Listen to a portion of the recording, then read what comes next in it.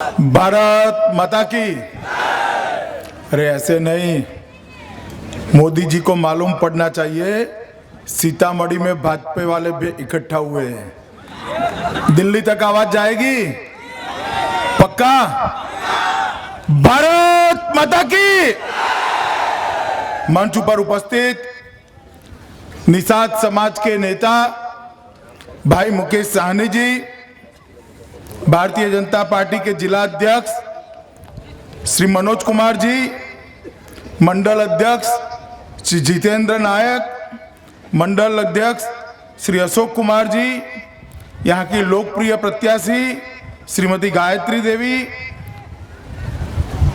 पूर्व विधायक राम नरेश यादव जी, मक्केश्वर मंडल जी, सुनील पासवान जी, महेंद्र माझी जी और आज की इस सभा में उपस्थित इतनी बड़ी संख्या में उपस्थित माताओं, भाइयों, बहनों और युवाओं, आज बिहार विधानसभा के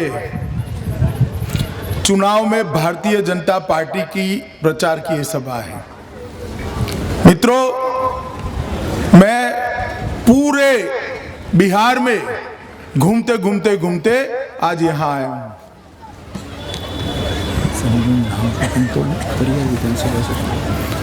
पूरे बिहार में घूमते आज परिहार विधानसभा में आया हूँ। मित्रों, सीमांचल, मिथिलांचल, पटना, वैशाली, सब जगह के घूमकर मैं आया हूँ। मैंने बिहार में जितनी भी सभाएं हुई उसमें यहाँ की जनता की आंखों में एक परिवर्तन देखा है, बदलाव की लहर देखी है और इसके आधार पर मैं आप सबको कहना चाहता हूं कि 8 तारीख को जब नतीजे आएंगे तब सामने की दीवार पर लिखा हुआ पढ़ाई पड़ता है कि 8 तारीख को 2/3 बहुमत से भारतीय जनता पार्टी की सरकार बनने जा रही है।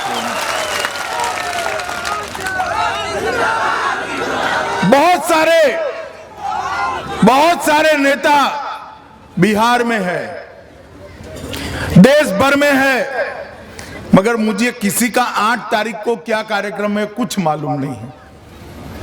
मगर नीतीश कुमार जी जो है बिहार के मुख्यमंत्री, उनका एक कार्यक्रम मुझे मालूम है। आप कहते हैं तो बता दूं, मैं बताऊं पक्का। देखिए, 8 तारीख को सुबह बिहार विधानसभा की मतगणना शुरू होगी 8 बजे। 10 बजते भारतीय जनता पार्टी बहुत आगे निकल जाएगी। 11 बजते भारतीय जनता पार्टी और आगे निकलेगी। 12 बजे तय हो जाएगा कि एनडीए की सरकार बनने जा रही है। 1 बजे मतगणना समाप्त हो जाएगी और 2/3 बहुमत से भारतीय जनता पार्टी की सरकार बन जाएगी। और बाद में 2 बजे ये नीतीश कुमार जी आखिरी बार बिहार के मुख्यमंत्री के बंगले से निकलेंगे, मुख्यमंत्री की गाड़ी में बैठेंगे और गाड़ी में बैठकर राज्यपाल महोदय को इस्तीफा देने जाएंगे। ये उनका कार्यक्रम तय है। मित्रों, बिहार की जनता 25 साल से ये नीतीश लालू के शासन में जी रही है। यहां जरा हाथ खड़ा करो, किसकी उम्र 25 साल के कम है? हाथ खड़ा करिए। देखिए, ढेर सारे युवा है जिनकी उम्र 25 साल से कम है ना? आपने और कोई शासन ही नहीं देखा है, नीतीश और लालू का ही शासन देखा है। मगर मैं आपको बताना चाहता हूं, इस 25 साल के अंदर गंगा और जमुना में बहुत पानी बह गया है। देश के अंदर बहुत परिवर्तन आया है और सबसे बड़ा परिवर्तन अगर आया है तो विकास की दृष्टि से परिवर्तन आया है। मित्रों, 25 साल में कई ऐसे राज्य हैं देश के अंदर जहां हर गांव में 3 फेज बिजली पहुंच गई है, हर घर में पहुंच गई है। आप बताइए, आपके घर के अंदर 24 घंटा बिजली आती है क्या? यहां किसान जो धान पकाता है, सरकार उसको खरीदती है क्या? युवाओं को रोजगार है, नए कारखाने लगते हैं भाई, बताइए। महिलाओं की सुरक्षा है, हर गांव रोड से जुड़ चुका है क्या? जुड़ा है?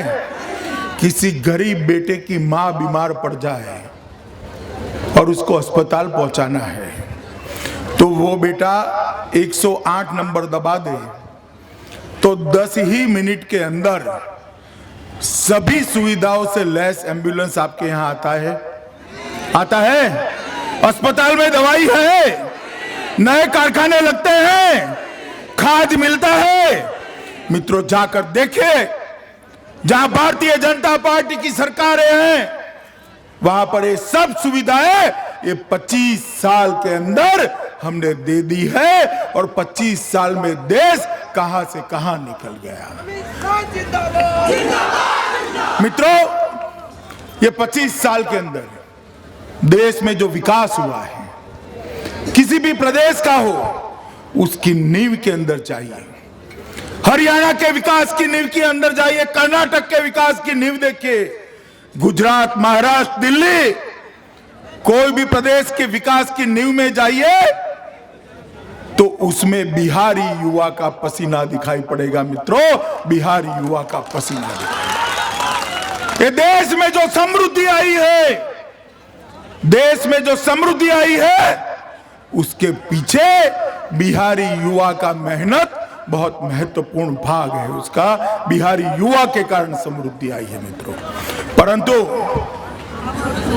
जिस बिहारी युवा ने पूरे देश को समृद्ध कर दिया, वो बिहारी युवा बिहार को समृद्ध नहीं कर पाया मित्रों, बिहार को समृद्ध करने पाया। क्योंकि यहां पर, ओ भाई पुलिस वाले जरा साइड में आ जाओ, चलो हो गया। क्योंकि यहां पर व्यवस्था ठीक नहीं है। पूरे देश के आईएएस आईपीएस अफसरों की सूची उठाकर देख लीजिए, उसमें कहीं पर भी सबसे ज्यादा आईएएस आईपीएस है तो बिहार से है मित्रों, बिहार से। मगर बिहार का विकास नहीं हो पाया। ये हमेशा अगड़े पिछड़े की राजनीति कहते हैं। महागठबंधन वाले कहते हैं ये चुनाव अगड़े बनाम पिछड़े का चुनाव है। मैं भी कहता हूं कि चुनाव अगड़े बनाम पिछड़े का चुनाव है, मगर वो अगड़े पिछड़े जाति को कहते हैं। मैं कहता हूं अगड़े बिहार और पिछड़े बिहार के बीच में चुनाव है।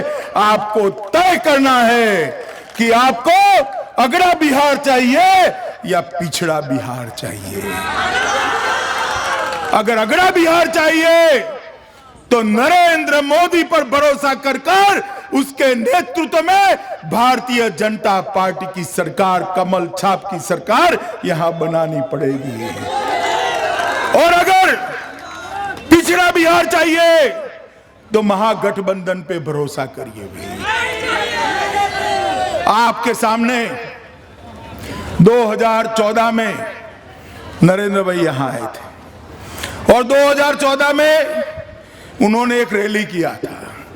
रैली में उन्होंने कहा कि इस भारत माता की 2 भुजाएं हैं, एक पश्चिम की है, एक पूरब की है। पश्चिम में तो विकास बहुत हो चुका है, अब समय आ गया है पूरब का विकास करने का। और आप सबकी कृपा से, आपके समर्थन से मुझे कहने में कोई झिझक नहीं है, आज नरेंद्र मोदी पूर्ण बहुमत के साथ दिल्ली की गद्दी पर बैठे हैं तो बिहार की जनता की कृपा है, इसलिए बैठे हैं। आपके समर्थन के कारण नरेंद्र मोदी आज प्रधानमंत्री है। मित्रों, नरेंद्र भाई ने प्रधानमंत्री बनने के साथ ही बिहार की समस्या क्या है, समस्या का समाधान क्या है, इसके लिए क्या योजना बनानी पड़ेगी, योजना के लिए पैसे कहां से आएंगे, उसका बजट कहां से आएगा, ये सारी बातों की चिंता कर कर, चर्चा कर कर, पूरी योजना बनाकर एक पैकेज लेकर आपके सामने आए हैं। आप बताइए कितने रुपयों का पैकेज है भाई? जरा जोर से बोलिए। 1,25,000 करोड़ का पैकेज है और 40,000 करोड़ रुपया अतिरिक्त सहायता नरेंद्र भाई ने दी है। अब नरेंद्र भाई ने ये सहायता का पैकेज देने के बाद नीतीश जी क्या कहते हैं बताइए मुझे?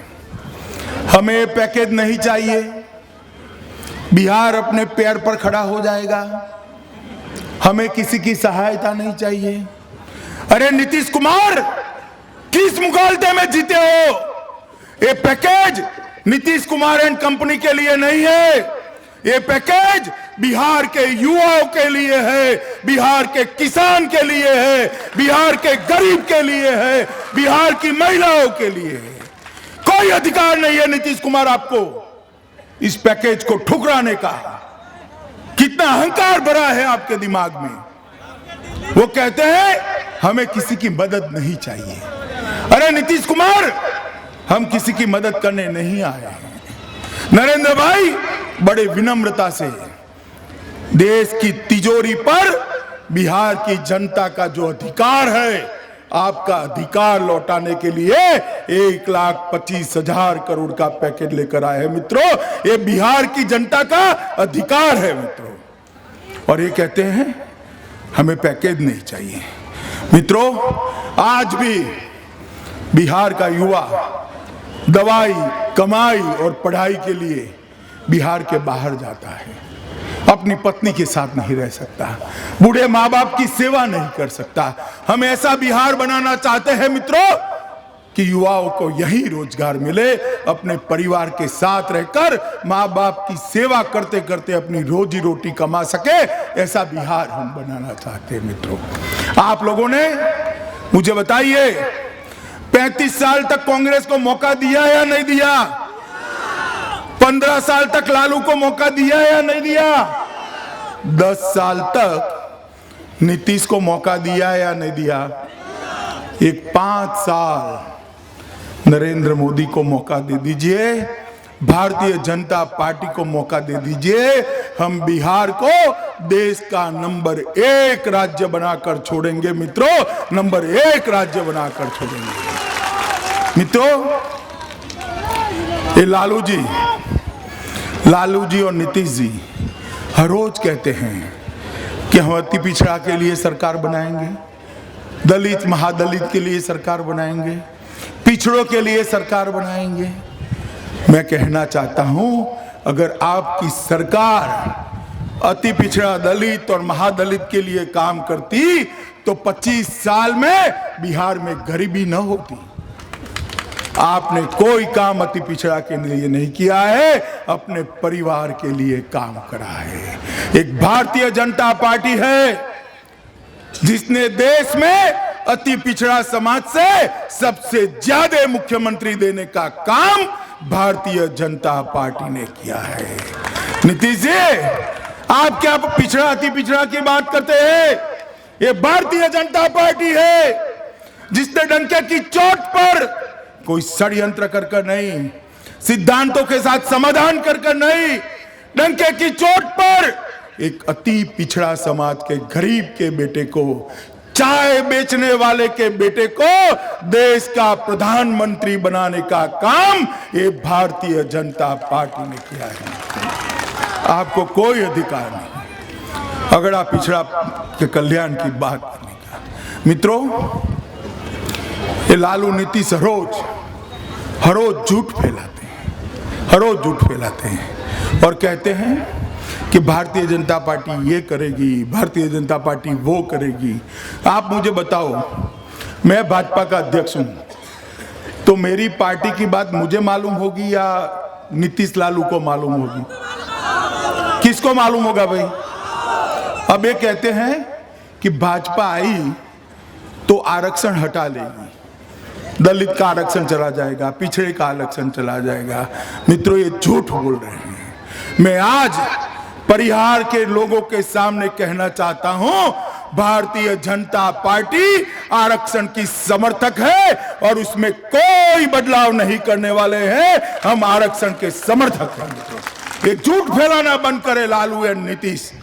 ये लोगों ने इस देश के अंदर, आज तक इस प्रदेश के अंदर झूठ बोलकर शासन किया है। मित्रों, नीतीश कुमार विकास की बात करते हैं, आपके एक कंधे पर लालू का जंगल राज है और दूसरे कंधे पर कांग्रेस का 12 लाख करोड़ रुपए का भ्रष्टाचार है। आप बताइए, एक कंधे पर जंगल राज और अपराध और दूसरे कंधे पर भ्रष्टाचार, विकास हो सकता है भैया? हो सकता है? विकास करना है तो भारतीय जनता पार्टी को जिताना पड़ेगा। विकास करना है तो नरेंद्र मोदी के हाथ मजबूत करना पड़ेगा। विकास करना है तो एक ऐसी सरकार बनानी पड़ेगी जो मोदी जी के साथ लड़ाई न करे, मोदी जी के साथ कंधे से कंधा मिलाकर बिहार का विकास करे। मित्रों, आप मुझे बताइए, भगवान न करे वाले महागठबंधन वालों की सरकार बनी तो वो क्या करेंगे? हर रोज सुबह एक प्रेस कॉन्फ्रेंस बुलाकर मोदी जी को 4 गाली बोलने का काम करेंगे। करेंगे या नहीं करेंगे बताओ? तो विकास होगा बिहार का?